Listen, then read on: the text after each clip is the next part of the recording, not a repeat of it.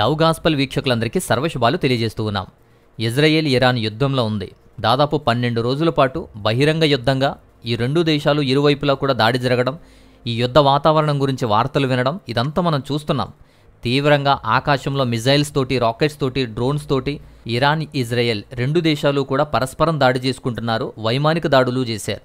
Israel దేశం ఇరాన్ని టార్గెట్గా చేసుకుని ఇరాన్లో జరుగుతున్నటువంటి అణ్వాయుధాలు అభివృద్ధి చేస్తున్నటువంటి ఆ ప్లేసెస్ని టార్గెట్ చేసి మరి దాడులు చేస్తుంది. మిజైల్స్ అండ్ రాకెట్స్ మీద లక్ష్యంగా చేసుకుని ఇజ్రాయెల్ దాడి చేసింది. అలాగే ఇరాన్ కూడా ఇజ్రాయెల్ మీద, నగరాల మీద, సైనిక ప్రదేశాల మీద, ఆర్మీ క్యాంప్స్ మీద ఈ బాలిస్టిక్ క్షిపణులతోటి అటాక్ చేసింది. అలాగే డ్రోన్లతో కూడా అటాక్ చేసింది. అలా రెండు దేశాలు కూడా విరుచుకుపడడం అనేది, అలాగే ముఖ్యమైనటువంటి అధికారులను చంపేయడం అనేది కూడా మనం న్యూసెస్లో వింటున్నాం.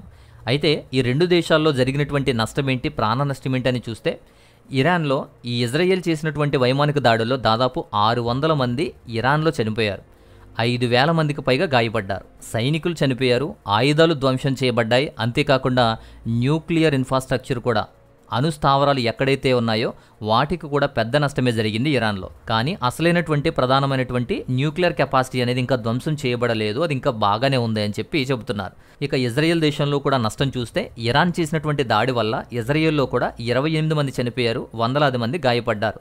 వీటితో పాటు కొన్ని నివాస ప్రాంతాలు కానీ, ఆసుపత్రులు లాంటి కొన్ని మౌలిక సదుపాయాలు ఉన్నటువంటి కొన్ని ప్లేసెస్ని కూడా ఇరాన్ టార్గెట్ చేసి వాటిని ధ్వంసం చేసింది. వాటికి కూడా నష్టం జరిగింది. రెండిట్ల మధ్య కంపారిజన్ చేసి చూస్తే ఇరానే ఎక్కువగా నష్టపోయినట్లు మనం చూస్తాం. 600 మంది చనిపోయారు, అణుస్థావరాలు కూడా ధ్వంసమయ్యాయి. ఈ రెండు దేశాల యుద్ధ వాతావరణంలో రెండు దేశాలకి కూడా ఇరువైపులా కొన్ని దేశాలు సపోర్ట్ చేయడం స్టార్ట్ చేశాయి. వాటికంటే ముందు రెండు దేశాలకి కీలకమైనటువంటి అమెరికా ఎలా జోక్యం చేసుకుంటుంది, ఎలాంటి విధానాలు అవలంబిస్తుంది చూడాలి.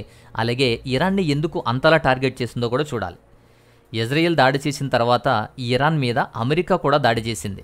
అమెరికా ఇరాన్లో ఉన్నటువంటి ఈ న్యూక్లియర్ ఫెసిలిటీస్, అణుకేంద్రాలు ఎక్కడైతే ఉన్నాయో వాటి మీద నేరుగా దాడి చేయడం ద్వారా అమెరికా ప్రత్యక్ష యుద్ధంలోకి మారినట్లు మనకు తెలుస్తోంది. అమెరికా కూడా ఇజ్రాయెల్కి సపోర్టుగా నిలుస్తూనే ఇరాన్ మీద కూడా దాడి చేయడం, అమెరికా అత్యాధునికమైనటువంటి B-2 బాంబర్స్ను ఉపయోగించి ఇరాన్లో ఉన్న 3 స్థావరాల మీద డైరెక్ట్గా దాడి చేసింది. ఈ బాంబర్సు రాడార్కు కనిపించవు, అందుకే రహస్యంగా దాడి చేయగలిగింది. ఈ B-2 అంటే బంకర్ బస్టర్డ్ అంటారు. బంకర్ బస్టర్డ్ బాంబులు భూమి లోపల లోతుగా వెళ్ళి అక్కడ లోపల ఉన్నటువంటి అణు కేంద్రాలను కూడా నాశనం చేయగలవు. అలాంటి ప్రయోగం అనేది ఈ 3 ప్లేసెస్లో కూడా అమెరికా ఇరాన్ మీద దాడి చేసింది. అమెరికా ఈ దాడి చేసిన తర్వాత ఇరాన్ కూడా ఊరుకోకుండా రిటర్న్ గిఫ్ట్ ఇవ్వాలని చెప్పి ఖతార్లో ఉన్నటువంటి అమెరికా స్థావరం మీద ఈ యొక్క మిజైల్స్ తోటి దాడి చేసింది. సో అలా ఇరాన్ కూడా ప్రతీకారం తీర్చుకుంది. దీనివల్ల అమెరికాకు ఎలాంటి ప్రాణ నష్టం అయితే జరగలేదు. ఎప్పుడు కూడా ఇజ్రాయెల్కి సపోర్ట్ చేస్తూ, ఇరాన్ని వ్యతిరేకిస్తూ, ఇరాన్ మీద ప్రత్యక్ష దాడి కూడా చేస్తూ, ఇప్పుడు అదే అమెరికా రెండు దేశాల మధ్య సమన్వయం కుదిరించడానికి, దౌత్య నియమాలు అవలంబించడానికి కూడా మధ్యవర్తిత్వం వహించాడు.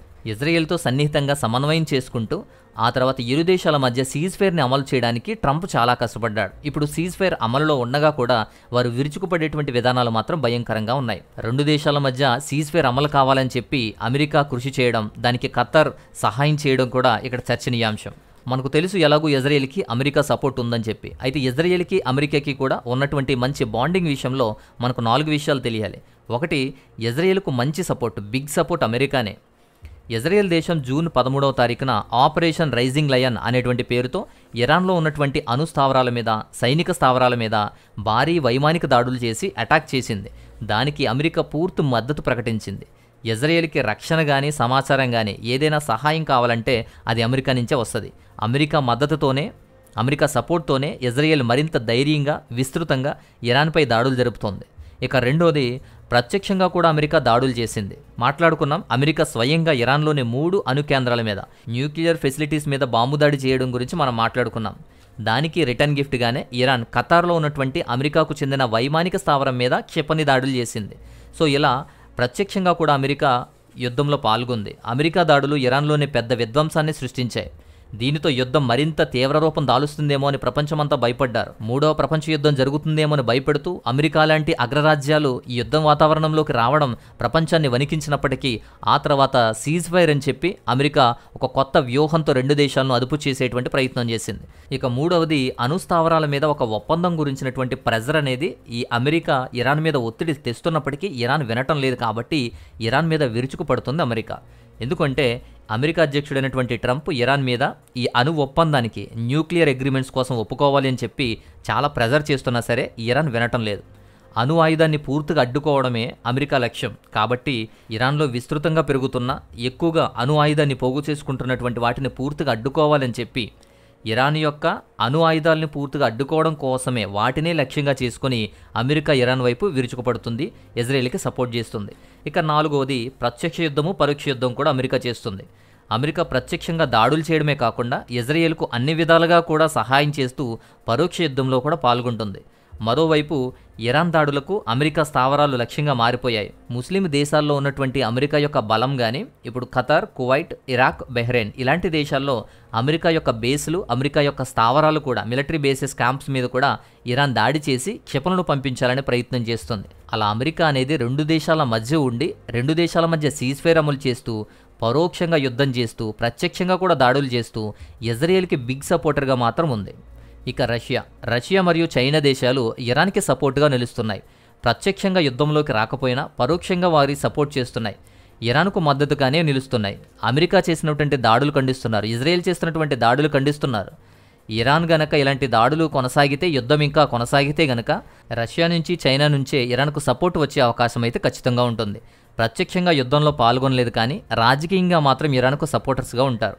ఇక యూరప్ విషయానికి వస్తే యూరప్ కూడా శాంతికి పిలుపునిస్తాయి. 2 దేశాల మధ్య సమన్వయం కావాలని చెప్పి యుద్ధాన్ని ఖండిస్తూ ఇరాన్ ఇజ్రాయెల్కు శాంతి చర్చలకు రావాలని చెప్పి వారు పీస్ అగ్రిమెంట్స్ కోసం ట్రై చేస్తున్నారు. ఏ దేశానికి కూడా వారు సపోర్ట్ అయితే ఇవ్వలేదు, కానీ ప్రత్యక్ష మద్దతు అయితే ఖచ్చితంగా ఇవ్వటం లేదు. కానీ ఇజ్రాయెల్కు మాత్రం కొంత మద్దతు ఉంది. ఇరాన్పై మాత్రం విమర్శలు ఉన్నాయి. ఇరాన్ని విమర్శించేటువంటి ప్రయత్నాలు చేస్తున్నారు. అంటే యూరప్ కూడా ఖచ్చితంగా ఇజ్రాయెల్ వైపు వచ్చేటువంటి అవకాశమే ఎక్కువ ఉంటుంది. ఇక అరబ్ దేశాలు ఉన్నాయి. అరబ్ దేశాలు ఇతర ప్రాంతీయ శక్తులు అక్కడ ఎక్కువగా ఉన్నాయి. అవన్నీ కూడా ఆ దేశాలన్నీ కూడా ఇరాన్కు మద్దతుగా నిలుస్తాయి. కొన్ని అరబ్ దేశాలు ఇప్పటికే ఇజ్రాయెల్ చేస్తున్నటువంటి దాడులను కానీ ఇజ్రాయెల్ చేస్తున్న పనులు కానీ ఖండిస్తున్నాయి. అంటే దాదాపు ఇరాన్ వైపు మొగ్గు చూపుతున్నాయి. ఇదే యుద్ధం గనక ఇంకా కొనసాగినా, ఆ యుద్ధం విస్తరించినా కూడా తమ దేశాల మీద ప్రభావం ఉంటుంది అని భయపడుతున్నారు అరబ్ దేశాలు. ఈ యుద్ధం గనక ఇంకా పెరిగి వ్యాప్తి చెందితే, అనేక దేశాలు దీంట్లో ఇలా ఇన్వాల్వ్ అవుతూ ఉంటే గనక ఖచ్చితంగా 3వ ప్రపంచ యుద్ధానికి పునాదవుతుంది. 3వ ప్రపంచ యుద్ధమే జరుగుతుంది. కానీ ప్రస్తుతం సీజ్ఫైర్ అమలుతో కానీ, ప్రస్తుతం శాంతి చర్చలతో కానీ ఈ యుద్ధం అయితే 12 రోజులు నిర్విరామంగా యుద్ధం జరిగిన తర్వాత 12 రోజుల తర్వాత ఇప్పుడు ఆ యుద్ధాన్ని ఆగడం చూస్తున్నాం. ఇప్పుడు యుద్ధం అయితే ప్రస్తుతం ఆగింది. ముందు ఎలాంటి పరిణామాలు ఉంటాయో, ఎలాంటి ప్రతీకార చర్యలు ఉంటాయో మనం ఊహించలేం. ప్రస్తుతానికి 2 దేశాలు యుద్ధాన్ని అయితే ఆపడం జరిగింది. అయితే భారతదేశాన్ని విషయానికి వస్తే మన ఇండియా కూడా ఇజ్రాయెల్కు మంచి ఫ్రెండ్, ఇజ్రాయెల్కే సపోర్ట్ అని అందరూ అనుకుంటారు. కానీ ఇండియా తీసుకున్నటువంటి స్టేట్మెంట్ ఏంటంటే న్యూట్రల్గా ఉంది. న్యూట్రల్గా ఉండి కేవలం ఇరాన్లో ఉన్నటువంటి భారతీయులు, ఇజ్రాయెల్లో ఉన్నటువంటి భారతీయుల్ని లక్ష్యంగా చేసుకుని వారి యొక్క భద్రత గురించి మాత్రమే ఆలోచించి ఎటూ సపోర్ట్ చేయకుండా, ఎటూ మాట్లాడకుండా స్థిరంగా ఉంది. ఇరాన్ దేశం కూడా భారతీయులను క్షేమంగా రప్పించడం కోసం ప్రయత్నాలు చేస్తూ, ప్రోగ్రామ్స్ చేస్తూ ఇండియాకి దగ్గర అవడానికి ప్రయత్నాలు చేస్తుంది. సో ఇండియా మాత్రం న్యూట్రల్గానే ఉంది, నోరు మెదపటం లేదు. సింపుల్గా చెప్పాలంటే ఈ విషయంలో సైలెంట్గా ఉంది. కేవలం దేశాల్లో ఉన్నటువంటి భారతీయులను రప్పించుకొని వారి భద్రత గురించి మాత్రమే ఆలోచిస్తుంది అని మాత్రం తెలియాలి. ఇలా కేవలం 12 రోజులు చేసినటువంటి యుద్ధం వల్ల, ఇరాన్, ఇజ్రాయెల్ 2 దేశాల మధ్య జరిగిన యుద్ధం వల్ల ప్రపంచంలో ఉన్నటువంటి ఆర్థిక వ్యవస్థలకు కూడా చాలా ప్రభావం చూపిస్తుంది. ప్రపంచం యుద్ధ భయంలోకి వెళ్ళిపోతుంది. ఎందుకంటే ఇలాంటి దేశాలు సపోర్ట్ చేస్తున్నప్పుడు 3వ ప్రపంచ యుద్ధానికి దారి తీసేటువంటి పరిణామాలు వస్తాయేమో అని చెప్పి నిపుణులు హెచ్చరిస్తున్నారు. చమురు ధరలు పెరిగిపోతాయి, వాణిజ్య వ్యవస్థలు దెబ్బతింటున్నాయి, ప్రజల మీద కూడా చాలా ప్రభావం చూపిస్తుంది. భయము, ఆందోళన కూడా ఎక్కువగా పెరిగిపోతాయి ఈ దేశాల్లో. ఈ 2 దేశాల మధ్య యుద్ధం ఎక్కువైతే, ఇంకా యుద్ధం జరిగితే నష్టపోయేటువంటివి ఏంటో మనకు ఒక 5 విషయాలు తెలియాలి. మొదటిది, ఆయిల్ సప్లై క్రిసిస్ అనేది ఏర్పడుతుంది, చమురు సంక్షోభం అనేది ఏర్పడుతుంది. హార్మూజ్ అనేటువంటి ఒక కోస్టల్ లైన్ ఉంటుంది, జలసంధి ఉంటుంది. ప్రపంచ చమురు అనేది ఎక్కువగా, ఈ యొక్క ఆయిల్ సప్లై అంతా కూడా ఎక్కువగా జరిగేది, అత్యంత కీలకమైనటువంటి మార్గం అది ఇరాన్ తీరం గుండానే పోతుంది. యుద్ధం కారణంగా దీని గనక గుర్తించి ఇరాన్ గనక ఈ జలసంధిని, కోస్టల్ లైన్ని ఆపేస్తాయేమో అనే భయం పెరిగిపోయింది అందరిలో. ఈ హార్మూజ్ కోస్టల్ని మూసేస్తే గల్ఫ్ దేశాల నుంచి ప్రపంచానికి వచ్చేటువంటి ముడి చమురు అంతా కూడా ఆగిపోద్ది. ఈ కారణంగానే చమురు ధరలు భారీగా పెరిగిపోతాయి. ఇది ప్రపంచ ఆర్థిక వ్యవస్థ మీద చాలా నెగిటివ్ ప్రభావం చూపిస్తుంది. ఇక రెండవది, ఆయిల్ ప్రైసెస్ కూడా చాలా హైగా పెరిగిపోతాయి. యుద్ధం కారణంగా ఆయిల్ ప్రైసెస్ అనేది విపరీతంగా పెరిగిపోతాయి, రవాణా ఖర్చులు కూడా పెరిగిపోతాయి. ప్రపంచవ్యాప్తంగా వస్తువుల దగ్గర నుంచి ఆయిల్ వరకు కూడా ప్రతిదీ పెరిగిపోద్ది, ద్రవ్యోల్బణం ఏర్పడుతుంది, ప్రపంచవ్యాప్తంగా ఏర్పడుతుంది. ఇక మూడో విషయం, ప్రపంచ ఆర్థిక వ్యవస్థల మీద చాలా ప్రభావం చూపిస్తుంది. ముఖ్యంగా ఆయిల్ దిగుమతి చేసుకునేటువంటి దేశాలు, ఆయిల్ ఆధారిత దేశాలు, వారి యొక్క ఆర్థిక వ్యవస్థలు యుద్ధం వల్ల విచ్ఛిన్నమైపోతాయి. ఇప్పటికే గల్ఫ్ దేశాల్లో ఆర్థిక అస్థిరతలు ఏర్పడుతున్నాయి, వాణిజ్య రవాణా సమస్యలు కూడా తలెత్తుతున్నాయి.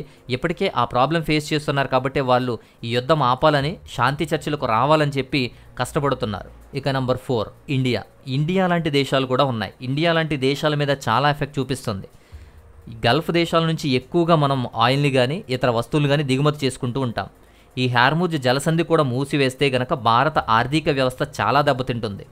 ఇంధన ధరలు పెరిగిపోతాయి, పెట్రోల్ రేట్లు పెరిగిపోతాయి, ఆయిల్ రేట్లు పెరిగిపోతాయి, దేశంలో ద్రవ్యోల్బణం వస్తుంది, వ్యయాలు చాలా విపరీతంగా పెరిగిపోతాయి. ఇక ఐదో విషయం, ప్రపంచ ఆర్థిక వృద్ధి అనేది ఆగిపోతుంది. సో డెవలప్మెంట్ ఉండదు, ఆర్థిక వృద్ధి మందగిస్తుంది. యుద్ధం వల్ల చమురు ధరలు పెరిగిపోవడం, సరఫరాలు ఆగిపోవడం, ట్రాన్స్పోర్ట్ ఆగిపోవడం, ఎక్స్పోర్ట్స్ ఇంపోర్ట్స్ ఆగిపోవడం, ఇలా ప్రపంచ ఆర్థిక వృద్ధిని కూడా మందగింప చేస్తాయి, ఆగిపోతే డెవలప్మెంట్ ఆగిపోద్ది. వీటితో పాటు స్టాక్ మార్కెట్లు, ఇతర మార్కెట్లన్నీ కూడా అస్థిరంగా ఉండేటువంటి అవకాశం ఉంటుంది. సో ఇలాంటి పరిస్థితులు ప్రపంచం ఫేస్ చేయాలి. రెండు దేశాలు కొట్టుకుంటే ప్రపంచంలో ఇతర దేశాలకు కూడా ఇలాంటి ఎఫెక్ట్లు ఉంటాయి. కాబట్టే ఇతర దేశాలు యుద్ధం జరిగితే ప్రతి వాళ్ళు కూడా శాంతింపజేయాలని, పరిస్థితిని అర్థం చేసుకోవాలని, యుద్ధం మంచిది కాదని చెప్పి ఆపించే ప్రయత్నం చేస్తారు, యుద్ధం జరగకుండా చూస్తారు, యుద్ధం ఆపాలని చూస్తారు. అలాంటి పరిస్థితులు, అలాంటి ప్రభావాలు యుద్ధాల వల్ల చాలా ఎఫెక్ట్ చూపిస్తాయి. కేవలం 12 రోజులు ఇజ్రాయెల్ ఇరాన్ యుద్ధంలో ఉంటే ఇలాంటి పరిస్థితులన్నీ కూడా ప్రపంచ దేశాలకు ఎదురవుతున్నటువంటి సవాళ్ళగా మారుతున్నాయి. అయితే ప్రస్తుత పరిస్థితి ఏంటి అంటే, యుద్ధం అనేది ఈ సీజ్ ఫైర్ వల్ల ఆగింది. అది పూర్తిగా ఆగుతుందా లేదా అనేది మనం జడ్జ్ చేయలేం. ఎటువంటి ప్రతీకార దాడులు జరుగుతాయో ఊహించలేం. కానీ ప్రస్తుతం అయితే యుద్ధం అనేది 12 రోజులు నిర్వీర్యంగా జరిగిన తర్వాత ఇప్పుడు ఆగాయి. రెండు దేశాలు కూడా కాల్పులు విరమించుకున్నాయి. అమెరికా ఎప్పుడైతే ప్రత్యక్షంగా యుద్ధంలోకి దిగి ఇరాన్ యొక్క స్థావరాల మీద, అణుస్థావరాల మీద దాడి చేసిందో, ఎప్పుడైతే యుద్ధంలోకి దిగిందో ప్రపంచమంతా ఉక్కిరిబిక్కిరయ్యింది. మూడవ ప్రపంచానికి దారితీస్తుందేమో, ఇతర దేశాలు కూడా సపోర్ట్ చేసి దాడి చేస్తాయేమో అని భయపడ్డారు. కానీ అంత పరిస్థితికి రాకుండా వెంటనే సీజ్ ఫైర్ అమలు చేయడం, రెండు దేశాలు ఒప్పుకొని ప్రస్తుతం రెండు దేశాలు ఆగడం మనం చూస్తున్నాం. ఈ 12 రోజులు విధ్వంసకర దాడులతో ఇరాన్ అలాగే ఇజ్రాయెల్ రెండు దేశాల వైపు కూడా ఈ దాడులు అనేవి జరుగుతూనే ఉన్నప్పటికీ అనేకమైన ఆస్తి నష్టం, ప్రాణ నష్టం సంభవించింది. ఆర్థిక నష్టం అత్యంత ఘోరంగా సంభవిస్తుంది. ప్రపంచ పరిస్థితులు కూడా, ప్రపంచ ఆర్థిక వ్యవస్థ కూడా నష్టం వాటిల్లుతుంది. ప్రస్తుతానికి ఇజ్రాయెల్కి ఇరాన్కి జరిగిన యుద్ధం అయితే ఆగింది. కానీ ముందు ఎలాంటి ప్రభావాలు ఉంటాయో, ఎలాంటి స్పందనలు ఉంటాయో మనకు తెలియదు. ప్రస్తుతానికైతే రెండు దేశాలు కూడా ఈ కాల్పుల విరమణ ఒప్పందాన్ని స్వీకరించి యుద్ధాన్ని ఆపేశారు. అయితే ఇజ్రాయెల్ దేశం ఎప్పటి వరకు కూడా ఏదో ఒక దేశంతో ఫైట్ చేస్తూనే ఉంది. ఇప్పుడు ఇజ్రాయెల్ ఇరాన్తో బిజీగా ఉన్న టైంలో, ఇరాన్ మీద దాడి చేస్తున్న టైంలో ఇటువైపు గాజా నుంచి ఈ యొక్క హమాస్ కానీ ఇతర వర్గాలు కానీ దాడి చేయడం, ఇలా ఇప్పుడు ఇరాన్తో యుద్ధం ఆపిన వెంటనే మరలా గాజా వైపు, ఇలా లెబనాన్ వైపు, ఈ విధంగా ప్రతిసారి కూడా ఇజ్రాయెల్ యుద్ధంలోనే ఉంటుంది. ఇక ఇజ్రాయెల్ గ్రేట్నెస్ అనేది ప్రత్యేకంగా చెప్పవసరం లేదు. ఇజ్రాయెల్ చుట్టూ కూడా అన్ని అరబ్ కంట్రీస్ ఉన్నా, ఇజ్రాయెల్ చుట్టూ కూడా అన్ని శత్రు దేశాలు ఉన్నా, ఇజ్రాయెల్ మీద ఎప్పుడూ కూడా ఏదో ఒక దేశం దాడి చేస్తూ ఉన్నా ఇజ్రాయెల్ అలా నిలబడుతుంది, ఇజ్రాయెల్ అలా పోరాడుతుంది, ఇజ్రాయెల్ అలా గెలుస్తూనే ఉంది. సో ఇది యుద్ధ వాతావరణానికి సంబంధించి ఇజ్రాయెల్ ఇరాన్ యొక్క యుద్ధం గురించినటువంటి ప్రాముఖ్యమైన అంశాలన్నీ కలగలిపి ఒక సారాంశం ద్వారా ఈ 12 రోజుల యొక్క యుద్ధ కాలం అంతా కూడా నేను ఇవ్వడం జరిగింది. సో ఇది అంశం. ఈ వీడియో కనుక నచ్చితే లైక్ చేయండి, ఇతరులకు కూడా షేర్ చేయండి. మరొక అద్భుతమైనటువంటి మంచి వీడియో ద్వారా నేను మరలా వస్తాను. అంతవరకు సెలవు, నమస్తే.